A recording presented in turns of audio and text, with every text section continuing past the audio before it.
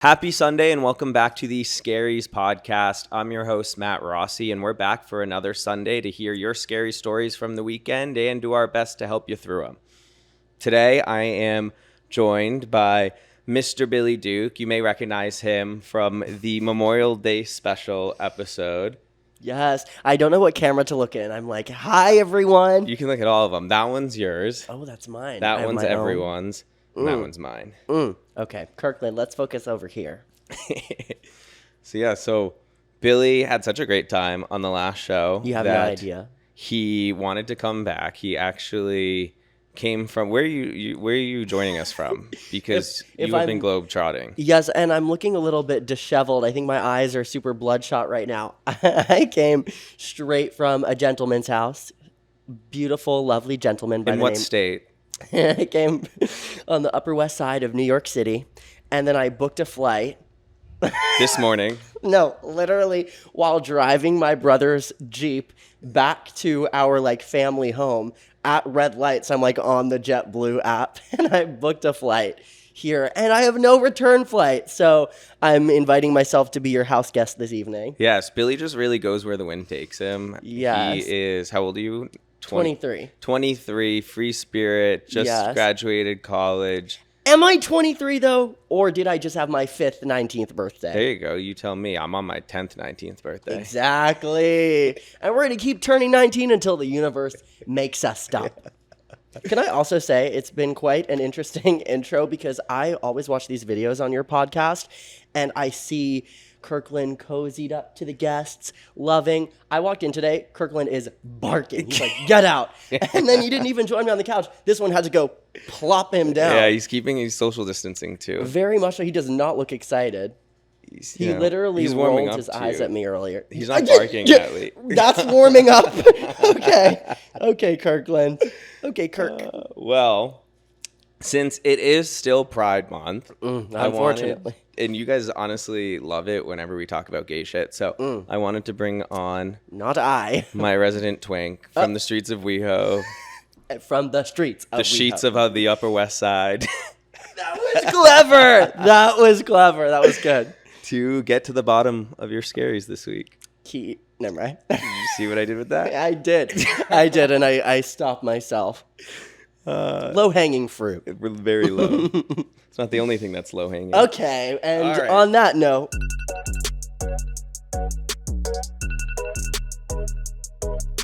So before we jump into things, I do want to remind everyone of the ground rules. All submissions are anonymous and are to stay anonymous. This is an inclusive space.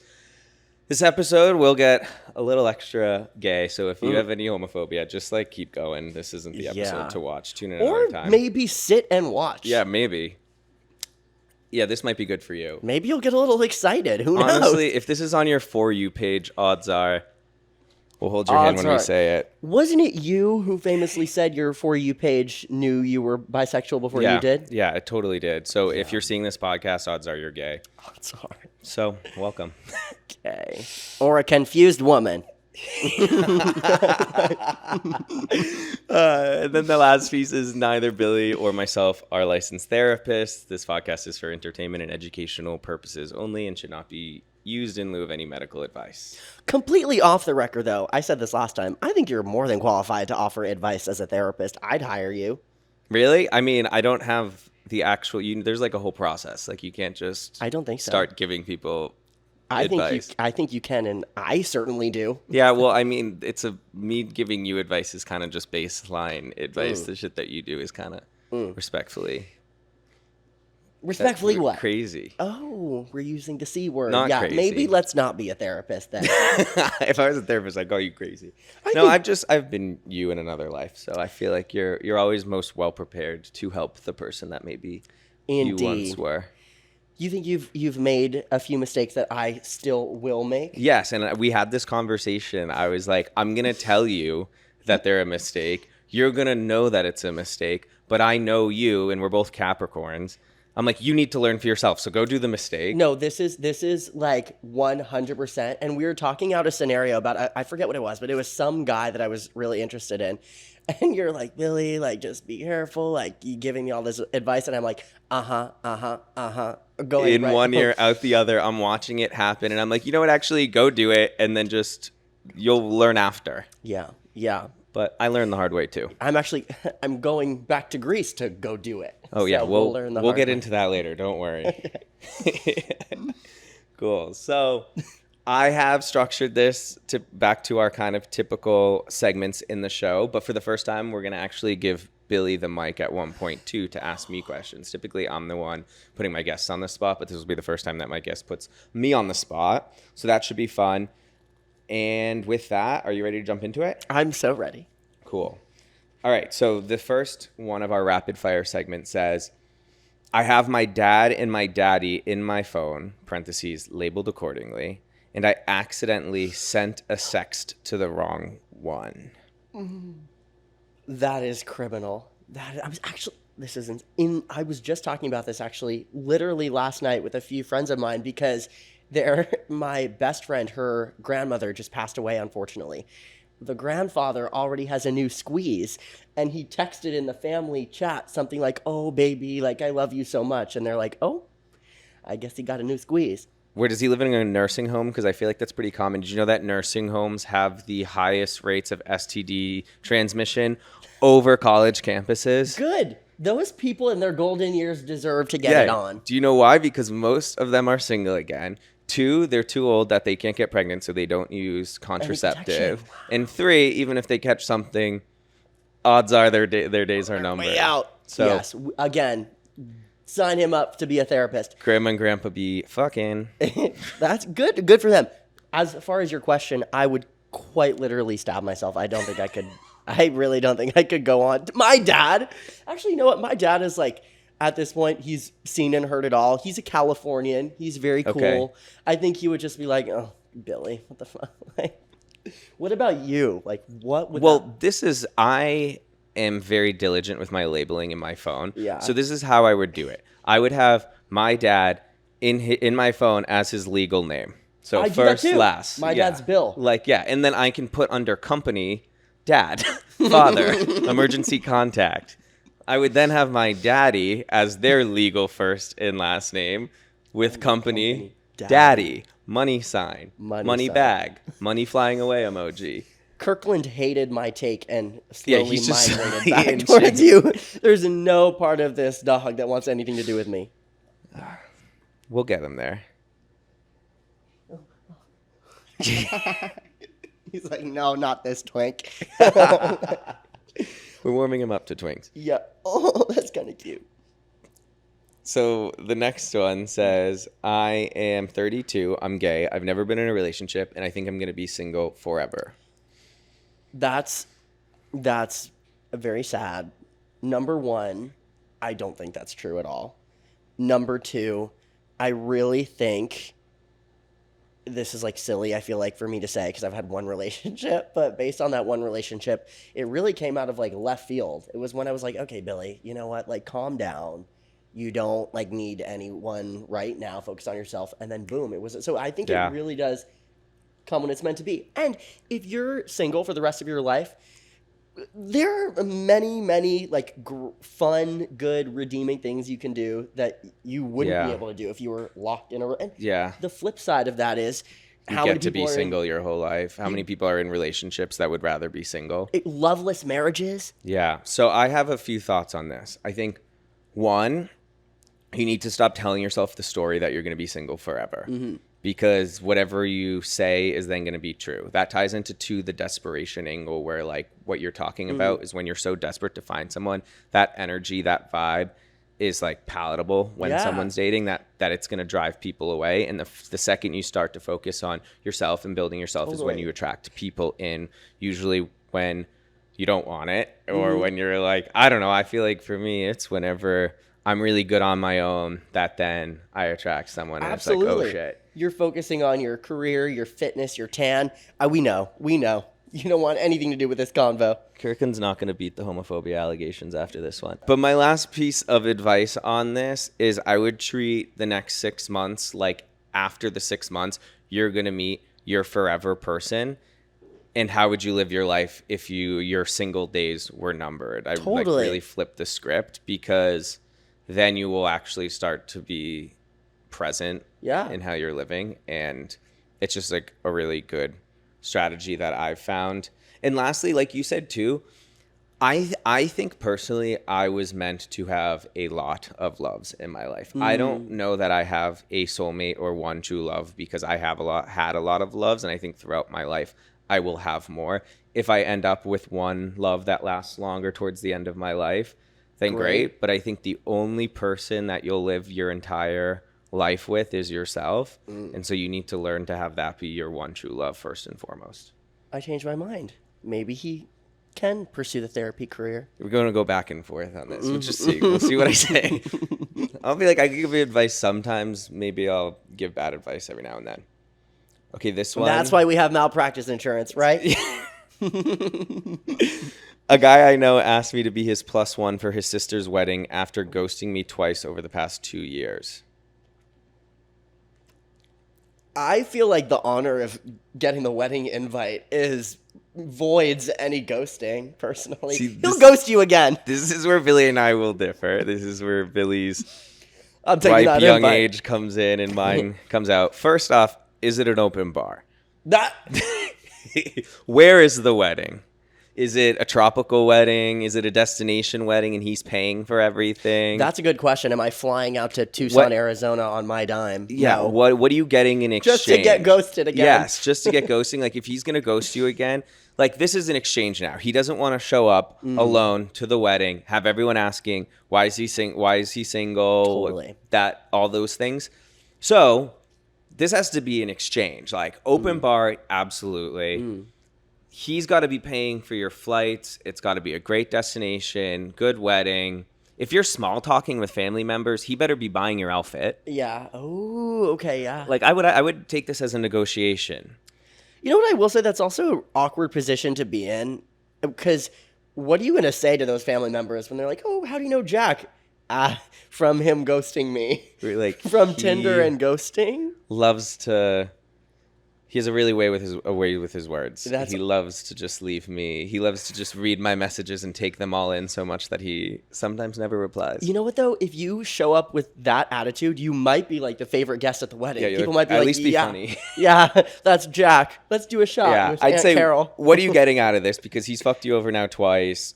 Come in with a hard bargain. Anything less than that, screw it, because odds are you're going to get some shitty sex at the end of the night and ghosted once again. Oh, poor girl. We've all been there. So this next one I picked specifically for you. Oh. It says, and I swear this is a real submission, I may be catching feelings for a guy across the Atlantic. Girl, you and me both. Tell us a little bit about your escapades since graduation and your wanderlust adventures. I'm really hoping he doesn't find this. But, yeah, I recently finished undergrad, and I thought I would do a little 2-week graduation vacation with one of my best friends, who you know, and one of my favorite things to do before going to a new city is opening up my dating apps, Tinder, Hinge, and Grindr. Not even for like a romantic situation, just to meet people to like go to the club with. Especially, I've been solo traveling a lot recently in the past few years, and it's like a game changer. Like I'll just swipe right, left, right. I'll swipe right on everyone just to like meet them, and it's like it's fun. Anyway, I think that's actually a slept on thing. Yeah. Like, I know that these apps have tried to integrate the like meet a friend in a new place, but no one wants friends. Like use a dating app to find people to hang out with when you're solo traveling. Exactly. And if there's a kiss at the end of the night, you kiss someone in Portugal. Anyway, one of these many people I swiped on is a gentleman named Nikos from Greece. And I should have known he was a red flag from day one, because his Hinge prompt was, together we could tax the poor. That is a man for me. Anyway, I don't know what to say other than I quite literally fell in love, ended up staying in Greece for like many weeks after. Am going back this Thursday. Yeah, so the episode that you guys saw with Billy in it from Memorial Day weekend, he had flown from Greece to Chatham, Massachusetts, not directly, but through Boston, and came for the engagement, only to then fly back the next day. to Greece. But he can never know this because he thinks my great aunt died. So I had to go to Paris. And just picture us sitting at a table, like 7 people who are like 5, 6, 7 years older than me. Like, what the fuck is this twink doing? And I'm like, guys, we have to think of an excuse for why I left Billy Greece. goes, I need to cancel on a date. We go, okay, when is it? It's in 10 minutes. It's 6 p.m. in Greece, and I need a good excuse. We went around and around, and we eventually settled on my non-existent great aunt dying. Thank God I am an actress, because I got back to Greece and I was like, I'm so She sorry. rest in peace. I hope this doesn't like Auntie Pearl. jinx a actual relative into passing away. Knock on wood that does not happen. Anyway, the question. I feel as though you should. This is what I've tried to do with myself. Check in with yourself every step of the way and just remind yourself that practically this is not feasible. Yeah. Unless you're willing to move to another country. But I don't think you should, even if you're head over heels for somebody, just for them. And this is something that I am contending with, but I realized just by analyzing behavior that, okay, if I am able to somehow convince myself, let's say, that this could work, like, he's also going to have to convince himself, and it's a stretch, I think, that both of us are going to be down. I think 90% of the time the situation is you move out for someone and then immediately you break up, and that can lead to cool experiences. You could then find yourself having just picked up your life and moved to another country across the Atlantic, then been like, okay, well, I'm going to make the best of it and dive into that. But like, I don't think that's what you want to do. I think you need to like take a step back of like, are you in a position in your life where you can make a big life change like that? The romantic interest is kind of secondary to that. And to that end, don't lie to yourself about why you're going. Yeah. Well, I also have this job prospect, and I wanted to work on my language skills. Is it really that? I mean, if you want to go eat, pray, love in Europe because you just graduated college and you have the free time and, you know, let's say financial ability to do so, and you have a front runner for a romantic interest, that's fine, but just manage your expectations. Manage your expectations. That's the only thing. And, you know, get a good travel credit card so that you can start accruing some points. That's right. On everything. That's right. But I think like proximity is really important in any relationship, whether it's a friendship, a family, a romantic relationship. The odds are like you're going to be able to develop a relationship with someone when you're able to spend time with someone. So that can lead to incompatibility. Like proximity is key incompatibility. Not just key. I feel as though there's some statistic that says it's like the single most important thing to a relationship succeeding. Is proximity. Yeah.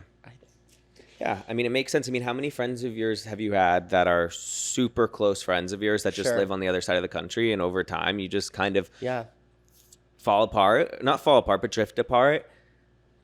Of course, when you see them again, it's like nothing's changed. But yeah, it's hard. Like I feel like I'm very much experiencing a shift in the dynamics of my friend group right now. Because last night I saw my friend's new apartment. And these are friends that have stayed on the East Coast for the last 4 or 5 years while I've been on the West Coast.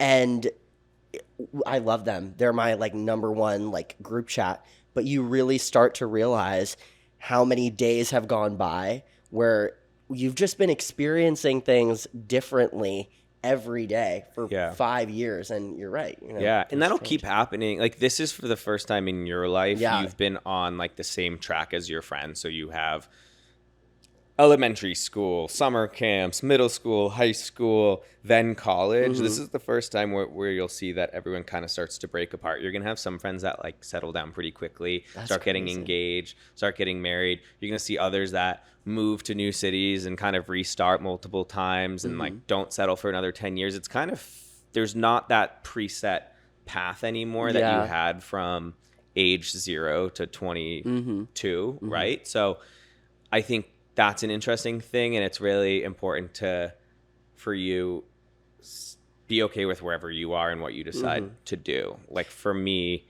that like I'm turning 29. I went to 11 weddings last year, and I'm just starting to like come out, and now like I feel like I'm re-entering a 21, 22 kind of type world where I'm moving to a new city, exploring, dating, doing all these other things, while some of my friends are probably going to have babies soon, and like that's okay. One of Matt's very close friends and my very close friend just got engaged, and she's Matt's age. So happy for her. But I look at you guys as like still like a big group of college kids. The idea of getting engaged at your age to me is like, no. Child Please, bride, child groom. Literally. Yeah. I think like 35 I'll meet, which gives me 6 years. I'll be more ready, but I don't know who's to say at that age. But anyways. My dad got married at 47, and he is still young and with it. Yeah, there you go. There's no timeline. Yeah. All right, this next one says, I just hung out with my situationship sober, and I don't think I like him anymore. That's so funny. It's funny. I think you need a drink. Yeah. Make yourself something heavy. Maybe not therapist anymore. Yeah, that is fascinating actually.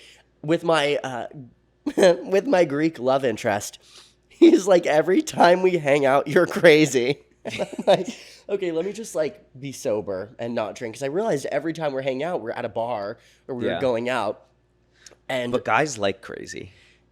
They certainly do. They certainly do. And the hotter you are, the more you're able to be crazy. The more they tolerate it, yeah.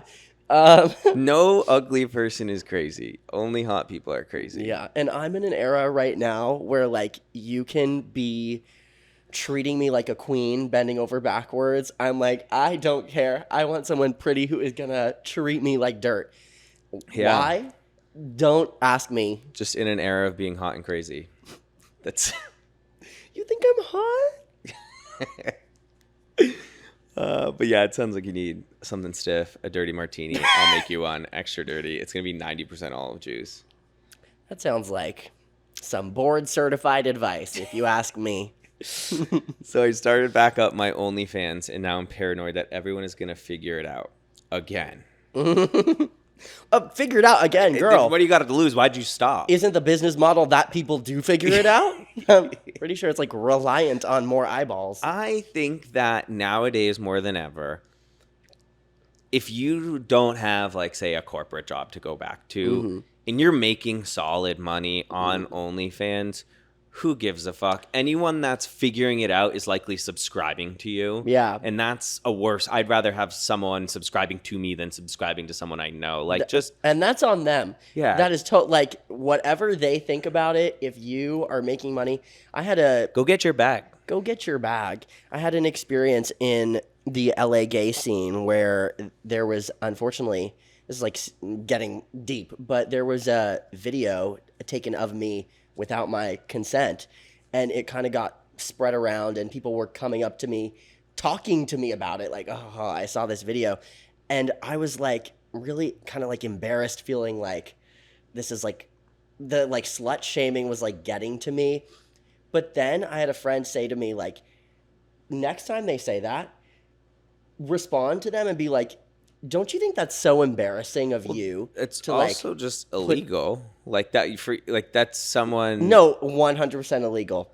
But also, I feel like with respect to like what this girl is talking about, basically, she's talking about shame. Yeah. And she is feeling nervous that some people may judge her for it. Flip it back on them. Why are you judging me? Like, why are you? They're either, I feel, jealous of your body, jealous because you're making money, or they want you. Yeah.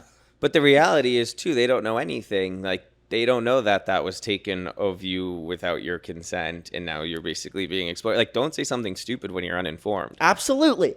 Absolutely. So, but yeah. Which brings us to politics. No, I'm kidding. I'm waiting. I mean, if you want to. So, that's actually a good, not segue, but I did want to mention, if you do recognize Billy, it maybe is because you have been tuning into Fox News, which honestly, if you're watching this podcast, you're probably not watching Fox News. And if you are deep in that closet. You probably watch as hate porn. Yeah. Billy went on during the election this past, was it September, October timeframe, like before November? I went on once in late October and once on election night. Okay. To give the Gen Z perspective on the election, you were really confident that Kamala was going to take. I actually was not confident. Okay, Kamala but you was gonna presented win. it. I did. As confident. You did a good job. Thank you. I was saying a few days before the election, I was looking at the polling, and it was in some swing states identical to Hillary versus Trump. And there were people saying, ooh, Kamala's 2 points ahead they're neck and neck. But 2 points ahead for Democrats or neck and neck means we are losing by Way 8 below. points sometimes. So I was saying publicly, I think Kamala's going to win with a very deep swallow before I got those words out. Manifesting that. But I mean, it was still a really cool, I think, experience for you to kind of go out there and represent not just yourself and your opinions, but the voice of a generation. And that's hard shit to do. Like, and going on national television in enemy territories. Like, Fox News made it especially difficult because when I went on, they did not. I was booked for a 5-minute segment where it's a debate with a Republican. They did not give me the topic of the entire debate until an hour before I left to go to the studio. So I'm having to like pull statistics from every current event that's going on. were you also coming from someone's bed? No, I came from class. I was like, I'm actually going to be on Fox News tonight. I'm leaving. That's literally what I said. It's like, tune in 8 p.m. Pacific. And then I showed up. They told me it was going to be an interview. I showed up, and I'm like, let me just see who this other person that I'm going on with is. And I looked up his Instagram, and it said, like, about to debate this Gen Z liberal. You're not going to want to meet that. You're not going to want to miss this. And I'm like, debate? Well, he's clearly misinformed. So I left the makeup room, and I went out to where the anchor is doing the broadcast. And right as I stepped out, he was like, and coming up later, a Gen Z Republican and a Gen Z Democrat, duke it out. Duke it out? Duke it out's your last name. No, Billy Duke is going to duke it out, unbeknownst to Billy until now. So I'm like, Billy, be nice to everyone because you as enemy you say, territory. Enemy territory. I'm just like, They probably fed him the lines before. absolutely. You didn't get it. Absolutely. And I just had to go on. I spoke. I forgot everything that I said. And then I was like, that was so bad. That was so bad. And then the anchor during the commercial break, you have to stay before they like cut to commercial. And I had to wait for like 4 minutes for the next news report to like be done. And the anchor, who was like this like really hard news like journalist guy and very intimidating, he passed me a note under the table and was like, that was a really good point you made. And I was like, That's nice. Yeah. I mean, because I think they at least like respect the craft in a way where, you know, you're coming on, you're a young kid, being able to just defend your opinion at a young age, like, and do it on TV under pressure. Like, I'm sure you did so much better than you think. You're always going to be your worst critic when you're doing something that's meaningful. yeah. And I think everyone else looking in saw someone that was really confident with good points and well prepared, but you're like, I should have done this, I should have done that, but that's just how it goes. I appreciate that. Actually, that night, a woman who worked high up in the first Trump administration said you did a really good job. And she was just on articulating a complete opposite opinion. Yeah, Like, that's and really I nice. hate to, you know, pull the curtain back, but like media at the end of the day is a business, and Yeah. they recognize talent. Like, no matter it's just what network are you representing, what's your kind of niche, what's your like, real knows real, and your ability to go on and present yourself, I think, is a transferable skill. Well, no matter what side you're on. You also, the same could be said about you with social media, also reality TV, which I have a question for you about that later. I'm curious if this is the same with reality TV. In cable news, I've witnessed this a couple times now where you are totally disagreeing with somebody and you're being very much incentivized to fight with them on TV.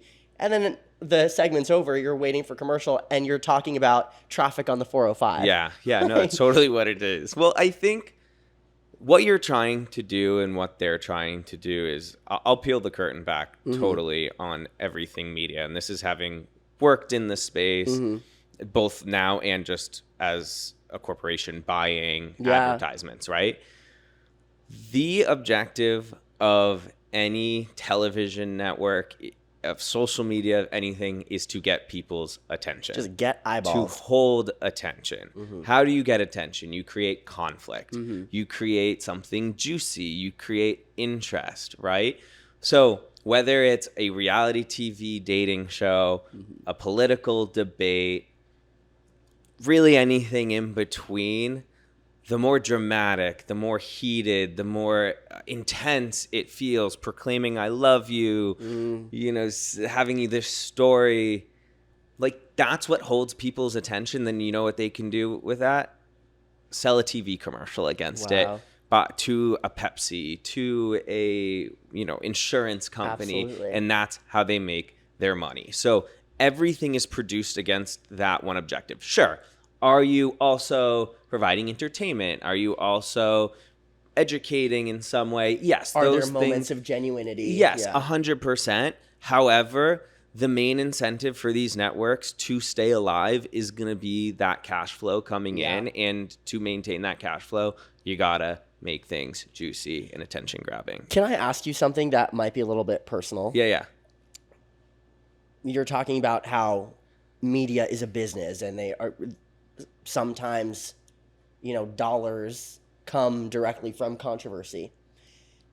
When you went on The Bachelorette, I know that you were having a very meaningful experience and you were trying to connect with somebody that you love very much. Did you find at all that the TV of it all got in the way of you who was just trying to say, I still love you, I want to see if this will work?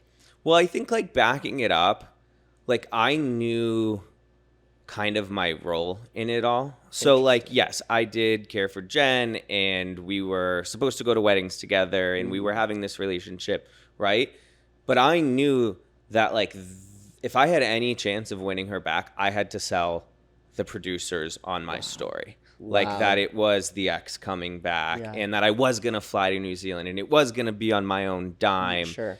Because that's the hook. Was it true? Yes. Yeah. I hadn't shared on one of the episodes of this podcast about why I was so connected to Jen and that I was for the first time open and authentic with myself with Jen, and that wasn't something I was ready to give up. And I did some maybe stupid things to try and maintain that, but I kind of was staying true to myself. But like, did I know how to get my foot in the door? Yeah, like, because I knew that that was a big hook. And then if you watch the show, I mean, my segment got cut into maybe 7 to 10 minutes of screen time total, but that was the hook of the first half of the season. Like, they were airing it after every single episode. They were using it as that hook to keep people engaged because, again, it's a business. They need to sell eyes. I think the TV aspect of like when I came on and the things I said, like you basically not rehearse, like you tell your story to your producer. Yeah. You say, these are the things I want to say. These are the things I don't want to say, like blah, blah, blah. And they kind of tell you, they're like, yes, say that. Don't say this. Yes, say that. And so they kind of know what, it's not scripted. It's based on reality, but it is heavily produced and curated. Yeah. And then I think what was weird is when you're having a conversation, how you have to remember that these people are only ever having conversations on camera. Sure. So you're getting a very surface level version where people are holding back elements. They don't know how something could be cut up and misconstrued, which it does happen. Like if the camera's not on someone as their lips are moving and you're hearing the words, don't assume that that's when they're being said. So like if it cuts over to someone else who's not talking and you're hearing something, that's not necessarily being said at that time. Yeah. So it is heavily curated. I think the other thing is I didn't know what stories like had been told on the, like to the person I've been talking about, like what were her experiences on this show. So like it has to all kind of fit together. So then there were things that threw me off that I'm like, where is this coming from? Or like, what is this switch up? But I just didn't have a lot of the context. So that was hard. Which is crazy because I feel like you're already a savvy person and you probably know a little bit of the ecosystem you're going into. Yeah. It was still jarring. It was just like, what? Like you're shocked that I'm here? Like, you haven't seen me in 3 years? I'm like, I was talking to you 2 weeks ago. That's like, we were on FaceTime. So, like, it was just kind of crazy. And I think, one thing that would happen was a conversation would just stop in between, and then a new one would start. And I was like, oh, this is for editing. Like, you would be having a debate, and then it's as if I stopped right now and said, can't stop hooking up with men my mom's age. Wow. You know, and you're just like, what? And then you're like, oh, they're cut. They're like, they And want you this in real conversation time are to like end. realizing that no producer no is like one holding queued your me up. hand. Yeah, saying, it like, was just like all of a sudden, boom, cut.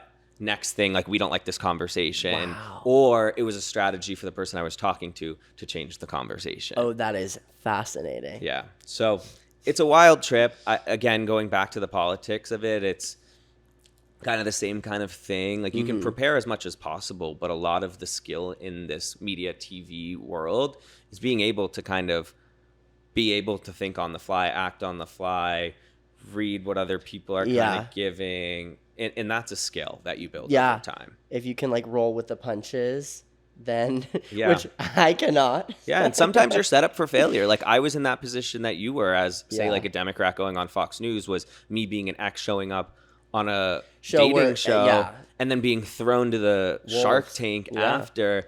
Like, there was no need I needed to go and talk to all the men after Jen told me to go, that like everything was done, that she was moving on, that her future was them in that room. sending you to the Sharks. And they just, that was them wanting to get the tea, and they tore me apart. Like, you did not see the extent of it on TV because they have to make these men seem presentable and like appealing bachelors, right? Wow. They were awful to me, and I think just like it was really the salt on the wound of it all.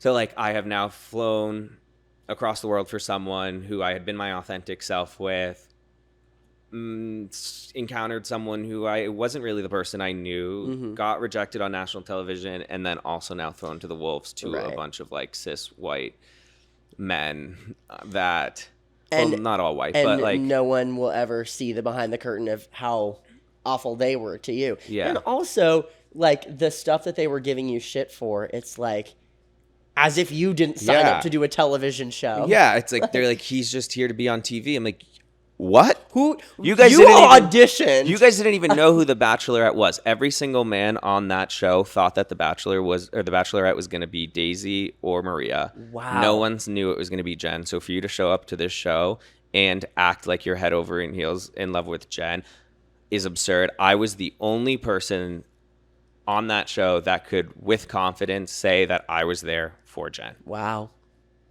And there it is. And that's that. So the story they won't print. The story they won't print, but you know what? I got my own cameras now. Well, with that, we will go to the next one, which is I can't stop hooking up with men my mom's age. And this was submitted from a man. So interesting that it would say mom and not dad. Well, I assume that they're probably similar age, but it seems like maybe the dad was not present. Oh, I see. Maybe. We stand with you. That's a tough one. I feel like the conversation of age gaps in relationships is so different in the gay world than it is in the straight world. And age gaps are, I feel, a lot more normalized in the gay world. Some people are pro that. Some people are anti. I think it's fine. I think you just have a type. Yeah. And even if it is rooted in some sort of childhood trauma, like not having a present father or maybe a disapproving father, that it's kind of this need to win over a father figure, by all means, like. But it's on the older person then to make, depending on how. Yeah, but that could be their kind of trauma too. Like, say if this older person was someone who came out later in life and maybe didn't get to explore at the age that he would have wanted to be, maybe it's this desire to date younger men because they didn't have that experience when they were younger. I completely agree. I think the one area that one should just watch out for is if you're saying you're getting with people that are your mom's age, just, I feel like, be wary of like a potential parental dynamic. Yeah, that's definitely interesting if you're going to introduce them into your family. Just understanding that like introducing someone your parents' age is a little bit interesting. But and then the other thing is also managing life stage differences. Like if you're in your 20s and you're dating someone, say like in their 40s, 50s, 60s, just understand that the things you're going to want throughout life are probably going to be different. Like if you want to travel, this person may want to travel, but you know, if you're pushing a wheelchair, you can't take them to, you know, Mykonos. No, you can't come with me. We'll have you airlifted. All right, the next one is my sugar daddy is ghosting me after realizing I'm too young, parentheses 24, it might not be what he wants. This actually connects perfectly to what we were just talking about. It's just that incompatibility of life stage. But can you read that one more time? Yeah, it says my sugar daddy is ghosting me after realizing I'm too young, parentheses, I'm age 24, and I might not be what he wants. That's fascinating because I feel like it's almost always the opposite problem, at least with like my section of the gay world. Yeah. Is that like these twinks are like, myself included, are deathly afraid of like aging out of twinkhood. This person has the problem that I'm looking forward to. Yeah. I'm meeting someone who's like, you're too young for me. They like, here's $10,000 to stop talking to me. I'd be like, that. I'll take that. Guy I met at a bar contacted me through LinkedIn, parentheses, even though he had my number. I mean, he wanted to see if you were a boss bitch. He wanted to see the credentials. Yeah. Either he's crazy or he's really business oriented. Either way, you got one who likes you. Good on you, girl. The eyeliner looked good. Hotter if you have a better job than him, and that's probably some sort of dominatrix type thing he might be interested in. Also, if he looked at your LinkedIn, odds are it's telling you that he looked at your LinkedIn because you can view who's seen your profile, and he just didn't want it to be weird. So he's like, let me just shoot a message, which is still weird, but it's less weird than just lurking. That is. Yeah. I'm going to need you to, in addition to all the other life advice you need to give me over these next few years, I'm going to need you to like give me a crash course on LinkedIn. I actually need to, I was thinking about this morning. I need to update my LinkedIn because it says I'm still at my old job, and I'm like, that is extremely misleading. Oh, that's so funny. Maybe fraud. So I'm like, I gotta think of a nice little announcement to announce that, I don't know, this is my full-time job now. I talk about sugar daddies and ghosting full-time on the internet. You should. It's an accomplishment. It is. Look where we are. We each have our skills. You can endorse me for this one. Yeah. This one says, I'm a 40-year-old gay man having an affair with a 28-year-old straight employee with a girlfriend. That's straight. I love that. I love when they say straight. Straight. This may be controversial.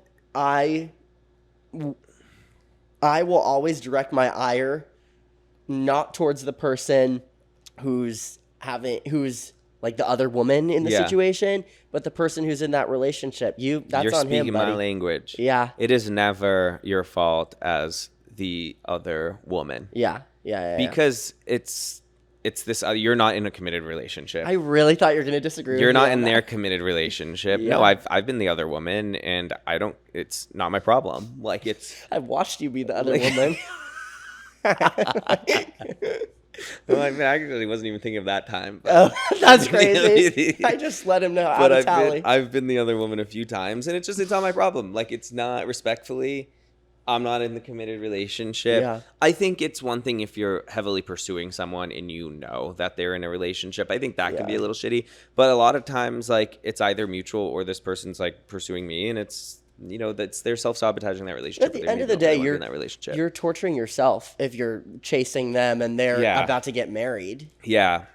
And then I think now this one actually has a few layers to it because there's the age gap. Fine. Who cares? 28 to 40 is not crazy. Mm-hmm. But you have that it's a coworker. So now that's just something. I never shit where I eat. Well, I have shat where I ate. And you know what happened? I ate shit. Like it really. Do I know any of these stories? No, and it's not. It's honestly, it was so long ago, and now I'm super close with a coworker, and it's just I learned quickly that it's not comfortable being around. So like if it doesn't go, like you got to marry this person. Yeah. Like if you can date your coworker if you're gonna marry them. If you don't, now you're setting yourself up for Zoom calls that are awkward. Like just working relationships that are really toxic. Mm-hmm. So unless they're in a different department, you just have to be okay with like seeing this person now in your place of work all the time, and that's something that can just kind of go south really quickly. For me, that would be a skill to be able to show up at the office and act like everything is normal. Yeah. And to this person who's 28 and still identifying as straight, you know what? I did that too, but there's something in between. You can have a girlfriend and still suck a little dick. Another resume tick for the therapy career. I think I'm in love with my straight best friend. Speaking of straight, have you ever fallen in love with a straight man? Yeah, absolutely. I think that my first love was like agree. my best friend who was straight, but then again, he turned out not to be so straight. Yeah, I'm still waiting for mine to come out, but my first like gay awakening was with a straight friend. Yeah. And I think it's a universal experience Yeah. as Totally. a queer person to fall in love with someone that's not. And it builds character, and I think it teaches you to not do it again. However, that's a lesson I love learning over and many times. and over. But I think it's hard because I think a lot of times, you know, as you get, I think when you've had it happen, you've grown, you've kind of stepped into yourself. When it happens later on, you're kind of like, ooh, maybe this person is not as straight as I expected, but they're not on that timeline. So you'll never convert like a questioning person until they're ready. Absolutely. And that I feel like I'm learning through, honestly, my relationship with you and like just other relationships that I've picked up recently is like the timeline is so real. Like you can be in a completely different era of dating. And I think that's why, like, for some people, like 29 would be like great to get married or settle down. And for me, I'm going to be 40 still wanting to party in Mykonos. Yeah. You know what? I want to come Chasing too. the same guy. Well, I'll be there too. Yeah, good.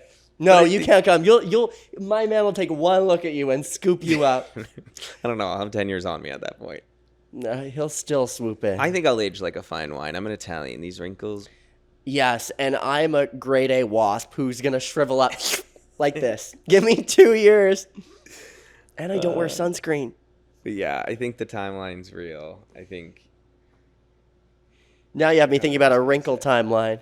Ooh. Oh my God, mine's already setting. But so I lived under the false reality that by the time I had wrinkles, there would be some medical advancement that would allow them to come out. Unfortunately, all we have is Botox, which I don't know if we're fully there yet. We're a little closer, but I want whatever the Kardashians and Jenners have, because whatever Kris Jenner has. I will get my face sandblasted to look like that. That's how you know the Scaries has really taken off. He walks in like when the ad money hits. Yeah. Speaking of, this is a perfect time for a commercial break. Just kidding. We don't have those yet. I like this one. I met a guy at a rub club. I originally thought this was a run club, but it said rub club on it when I started to write it on the sounds card. Pretty, knowing your followers, that sounds pretty intentional. I think it's probably a rub club. Having a fun, we had a fun convo, asked for his number, and he gave me a fake one. Oh, I've been there. I honestly think, though, somebody that I had a really long situationship with that I'm now friends with gave me a wrong number, and it totally was an honest mistake. So I feel like it could go either way.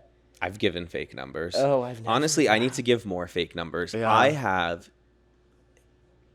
don't even know if I should say this because they're probably listening. No, we need to A rolling list of people that I have met once. Yeah. That continue to text me every single day. Do you have the same problem I have, which is that you can't remember any of these people's names? Yeah, I don't remember anyone's names. I never save their number, so I don't even know who they are. And it's just like constant. Mm-hmm. And I don't want to block because that's rude. If I've met you, like, you know, I need to start giving out fake numbers at the end of the day. But the worst part is I've had people be like, okay, I'm going to text you, like, show me. Like, I've had people try and prove it. Wow. Which is so awkward. So my go-to, and this is kind of shitty, but I think it is becoming like a bit of a social norm, is like, connect with me on Instagram. Like, this is my name, this is my Instagram. And then if it's like mutual, like, it's like follow back. Like, and yeah, I'm like a creator and stuff, but so it's like, oh, like follow me on Instagram. Like, no, I don't need your one follow, but it's just more of a kind of safety screener a little bit, because I've had people get pretty intense and like my safety's been. Like, that's a great way of putting it. Instagram is a safety screener. Snapchat's kind of sketch. No. Although I'm still in my Snapchat era. Really? I am a Snapchat You queen. have to break me into Snapchat because everyone's like, I'm getting a ton of ads randomly. And no one has ever asked me to do that. Happily. Will you run my Snapchat? Please, you don't want me running your Snapchat. That would be disastrous for your reputation. But the only thing worse than this podcast. Yeah, I know. You have a lot of dates lined up, though. Hell yeah!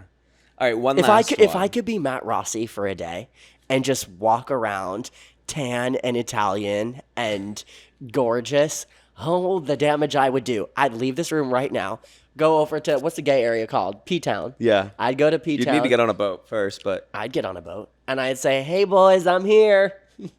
Who wants we should to buy go to me a drink? P-Town. I'm booked a flight to Boston this morning, so you know I'm down. You know I'll go right now. I'll Well, meet you that's very there. flattering. You do your That's office nice. work, and I'll meet you there. I'll get the table ready.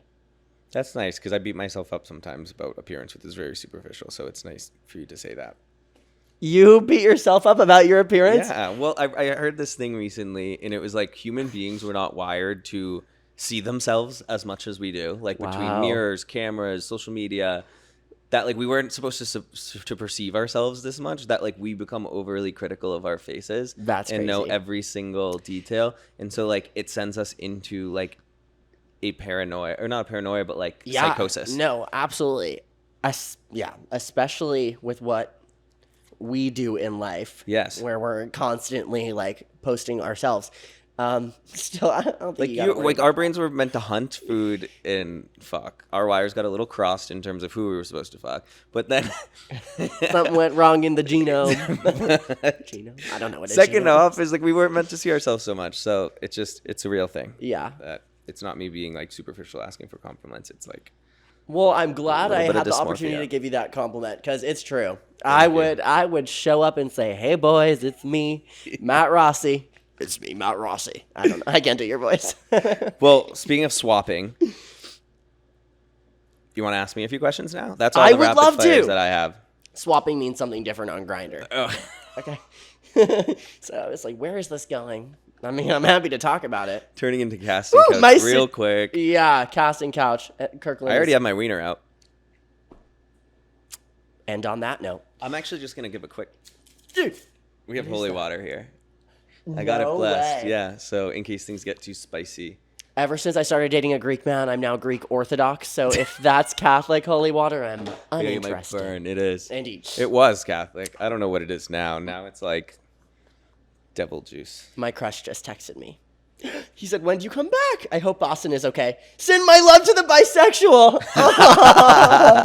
Love received Yes, on camera. this Thank is you. Kirkland hair all over. It's Yeah, fine. it happens. You may Sorry. not like me, but I'm a fan of yours. Okay, I have a few questions for Matt Rossi. Okay, let's do it. Okay, this is a segment I call Questions for the Bisexual.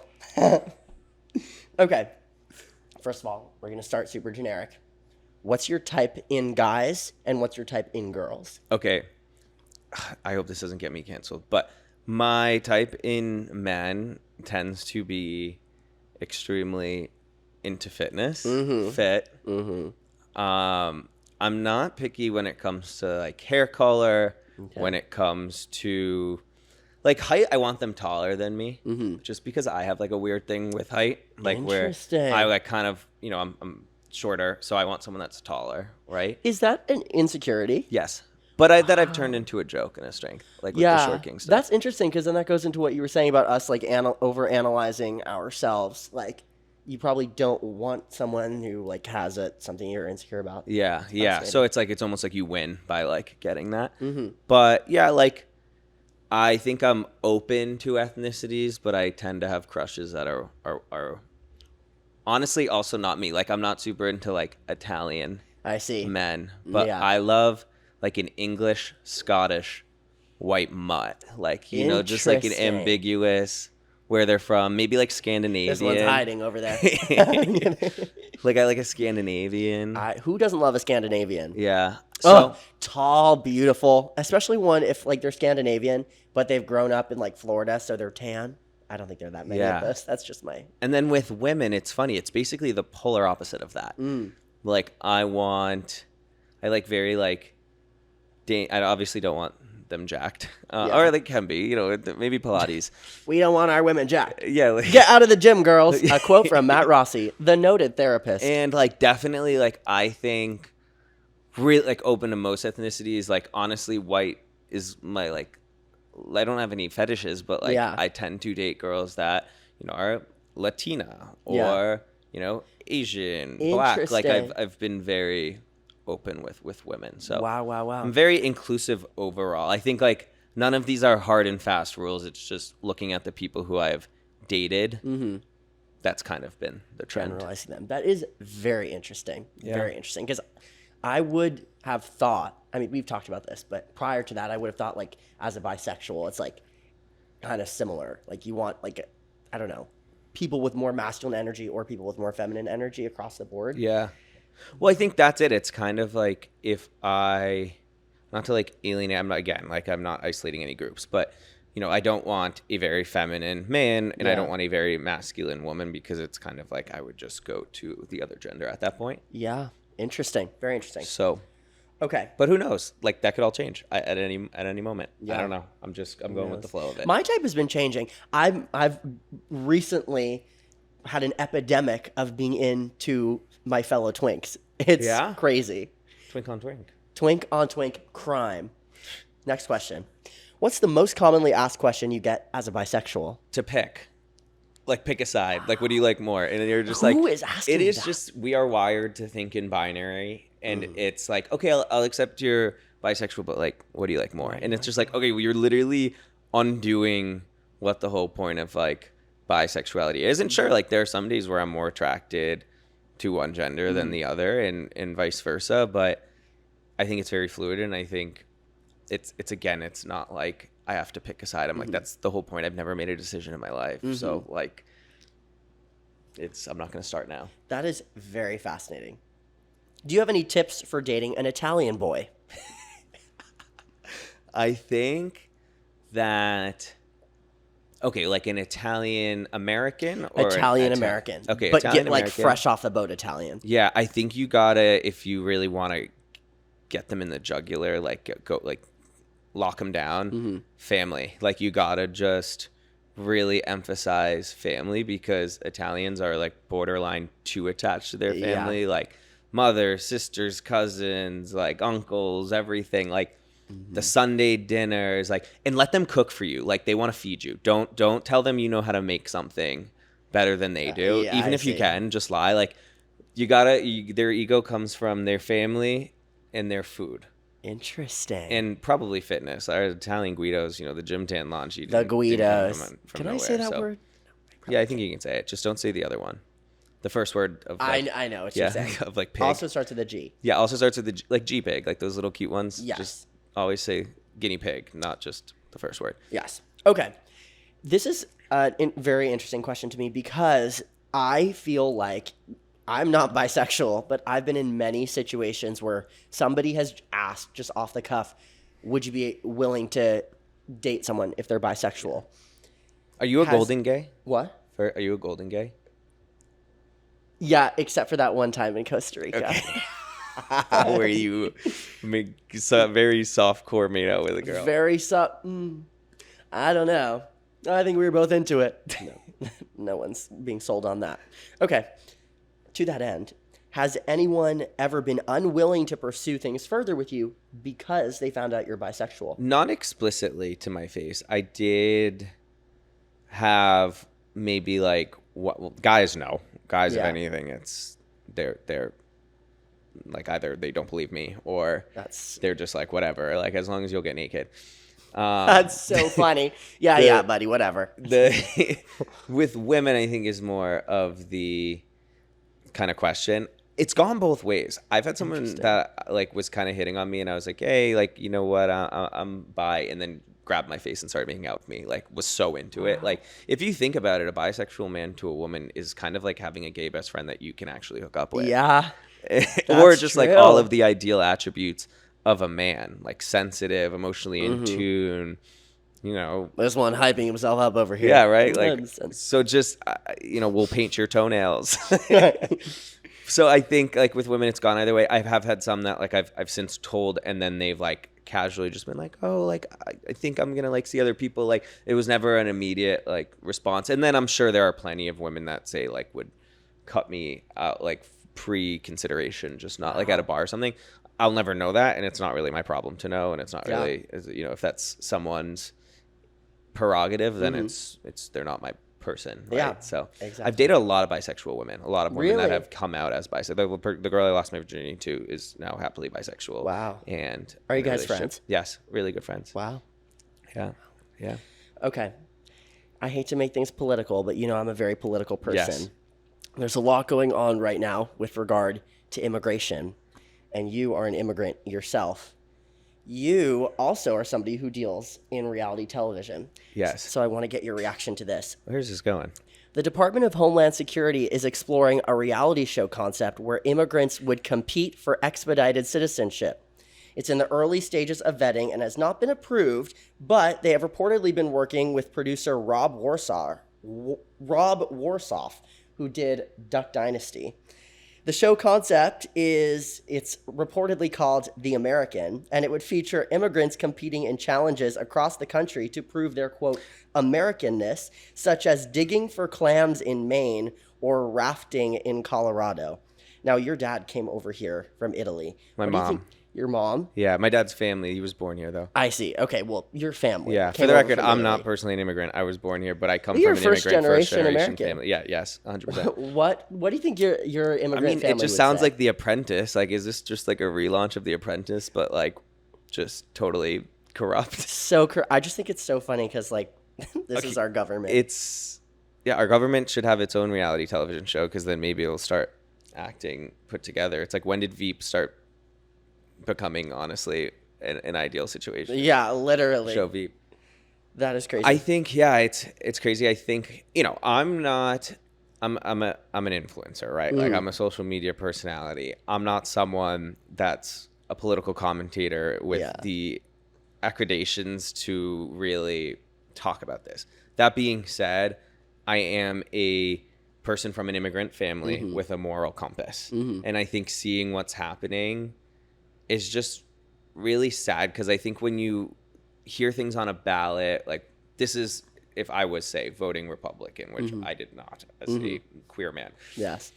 On a ballot, you're kind of just like, oh yeah, like immigration, like you brush over. But I think when you start seeing the impact on the families, and you're seeing the footages of people being ripped from their homes in these raids that are just really barbaric, and that the majority of this country has been built from immigrants. And I think there's this big, like, oh, well, I did it legally. It's like, these people are trying to do it legally. The infrastructure is working against them. Absolutely. And at one point they did come in legally, and now things have expired and there's no way to keep them. Like, it is just really sad, especially when people are coming from countries seeking asylum, and that going back to those countries is basically like a death sentence. So I think, like, that's where the kind of moral compass comes in. And it's really sad to see these people in these generations that came from immigration, like our parents' generations, really not supporting this and being like, oh, well, I did it legally, right? And not having the empathy that this could have been them if this was like 25 years ago. Absolutely. The laws have gotten stricter. I will never understand people wanting to pull the ladder up behind them. Okay. Last question. It's kind of a funny concept though of a television show. Like that was no, like it's kind of funny, but it's like not the concept, but the digging for, like, someone thought it out well. And here, like I said about the whole reality TV and viewership, that would probably get some eyeballs. Yeah, I would be two of those eyeballs, unfortunately, looking on in horror, but not being able to look away. Okay. You are moving to New York. I am. In a few months. I haven't officially announced it, but I've very soft launched it. Okay. It's okay. We can talk about it. Okay. I am moving to New York, likely in September, but like really open in August, back half of August. Basically, I don't want a summer in New York. It's the worst place in the world to be. I see. I can only do New York in the summer, personally. Are you going to miss Boston? And what are you going to miss about Boston? I think I will miss Boston. I think for context, if you're new here, I grew up in Boston, Italian family. I went to Michigan, first generation college student, then moved to New York City for 2 years and moved back to Boston during COVID. So like me going away, me going away for 6 years was kind of my first time leaving home, especially as a first generation Italian. Not a lot of people even leave town. So living in Boston for the past 5 years has been great. Like 2.5 of them were like COVID. So I wouldn't even really count those as real years. So I'd say like I really only spent 2.5 years now. Like I've lived in different neighborhoods, but I think Boston was a place that really allowed me to grow into the person who I am. It allowed me to kind of put on the blinders of comparing myself to everyone in like a New York City who everyone has an incredible job and comes from a super wealthy family, or is just better looking than you, taller than you. And in doing that, I got so preoccupied in the comparison that I stopped just being who I was. In Boston, just having less people and me having more of a foothold here, having grown up here, just allowed me to really just focus on myself, becoming the best version of myself from a career perspective, from, a physical fitness perspective, from who I am and my identity, and having a support system when I came out to really like own that and feel supported. So in every way, Boston has allowed me to be the successful version that I am. Wow. But at the same time, recently, it's just felt like I've tapped out a lot of the potential, and it's almost like big fish, small pond. And how do you continue to challenge yourself? And that's why I want to go back to New York. Is part of me felt like when I was in New York, I wasn't this version of myself that could like really win it, right? Or like if you make it here, you can make it anywhere. Like I didn't make it there, but now I'm a much better version of myself, and part of my ego is like I need to go and just prove it to myself that I can. You weren't ready, but right place, wrong time. Yeah, and now just in terms of what I'm doing, there's a lot more opportunity for this career there, networking, and I'm really excited by it. And also, stepping into who I am, like there's a lot more open-minded. There's a lot more, LGBTQ plus representation there in Boston. Boston's like a pretty straight acting. I say straight acting because you gays, you're out there, but a lot of you are hiding. And so I'm excited for the next chapter. But it's been hard to leave, and I'd say like the things I'd miss is Boston is comfortable. Like it's really easy walking around the streets, seeing my family, seeing my friends. It's comfortable. It's the best place in the world in the summer. So I don't see this as like a total goodbye. I think it'll just be I'll kind of enter a new city, come back, be here for things every now and then. Luckily, I don't have a job locking me anywhere, so I can always come back however I want to. Yeah, New York is where you need to be. Final question. Is it a red flag to talk about other dates or exes on a first date? Yes. However, I do it all the time. Yeah. It's kind of like a burner date. You need a burner date. Like after you come out of a relationship, you need to have one date that you can just like be a little messy and a red flag on so that you can get it out, and then that next date, you can be a better version of yourself. That burner date was where I came from last night, or this morning. I have such a big crush on this guy, but like in a way where the crush is kind of past, but I still look very like favorably on him. Yeah.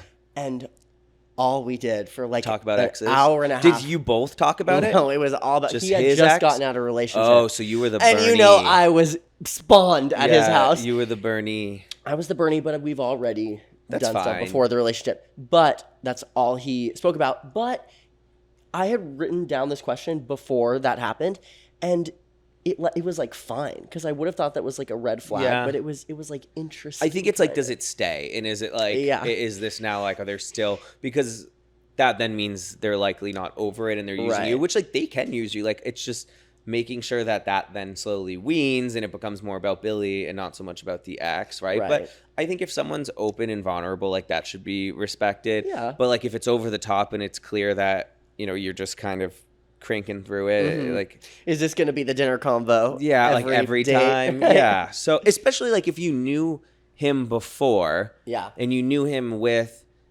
a significant other, and now you're going on a date because he doesn't have the significant other anymore, then it's a little bit more like, oh, like how are you doing with the breakup? Sure. I think that maybe makes it feel a little bit more okay. If you just met this person on the internet and they just are a sob story pouring out their heart about their ex, then, or if you're the person that is the person doing it, like pick your first date after your ex is someone you don't give a shit about. Right. Yeah, that's a good rule of thumb. Well, those are all my questions for you. Let's pull one mystery box and then wrap. So, do you remember this box? Of course I do. How could I forget?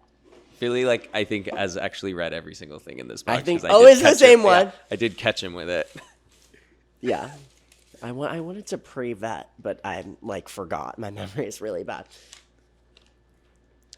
Throwing up in a Ziploc bag, driving alone by myself over the Tobin Bridge. Tobin Bridge. Tobin. Wow. It does. That is an F. That's an F. But yeah, Tobin. They don't know their bridges and roads. I'm with you, girl. I'm sorry. I hope that this is like a next morning situation, but at least you had the Ziploc bag. Yeah. Could have been a lot messier. If it's a scary, I'm hoping it's the next morning. Don't drink and drive. All right. Mine. Let's make it a good one. Yeah.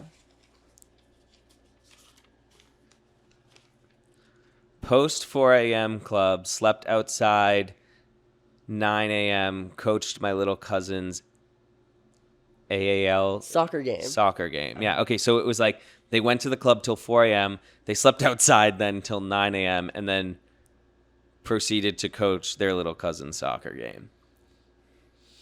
I mean, good for you for making money moves. This is you can do both. Yeah. Like, this is. I mean, odds are, what are they, just like kicking and screaming like little kids playing soccer? They don't know. Take one of those oranges. They're really good for hydration. I feel like all of those soccer coaches are hammered. Yeah, anyway. Everyone's wasted. Make yourself a cocktail. Yeah, put it in your thermos. Yeah, it's electrolytes. Ask one of the moms. One of their big Stanley tumbler things is definitely just a bottle of Pinot Grigio. Absolutely. And then put an orange slice, make a little Aperol spritz on the field. That's so funny. It's just for my vitamin C. What? That was kind of my MO last night. Aperol spritz? No, getting home at 4 a.m. and then coming here. Yeah, you could also film a podcast after. Yes, indeed. My eyes are like... You look great. Now I know why you were like, don't touch me when I first saw you before you showered. Yeah, it was best for just everyone's security. Well, I applaud you. You have a youthful spirit that I envy. But with that, we got to go to the club. So. We're going out for Pride. But we have two more things to do. Scary of the week. Any particular scaries stand out for you this week? Oh, I didn't know there was homework. Oh my goodness. Scary of the week. It's more like classwork. Of myself? Let me No, of that we heard today. Definitely that dad one. Texting your dad, thinking it's your daddy. I will be thinking about that when I go find a daddy tonight. Yeah, now you can text both of them telling them that you won Scary of the Week. Yeah, I'm sure your dad will be very proud. Last thing before we wrap, I give my guests a gift of varying degrees of relevance and value. And I have a special gift for you because it's actually your own possession that you left in Chatham because when you were on your escapade to go back to Greece and catch a flight, you left about half of your suitcase. Yeah, I was like, dang, my necklace and my sweater and all my things. So I washed it for you. Thank you. Put it on. It was a little tight. Turns out me and Billy are not the same size. Turns out he wishes. I wish. Yes. So, yeah, it's a gift I knew you were going to like. Yeah. And with that, we will wrap for the week. If you enjoyed this episode, make sure to share it with someone who needs it. If you'd like to submit your own scary story, you can send them over to thescariespod@gmail.com or submit it on my story every single Sunday at the Matty Rossi. While you're there, give the podcast a follow, give myself a follow, give your boy at It's Billy Duke a follow. And I hope you all have a great week and go make some more scaries. God bless America.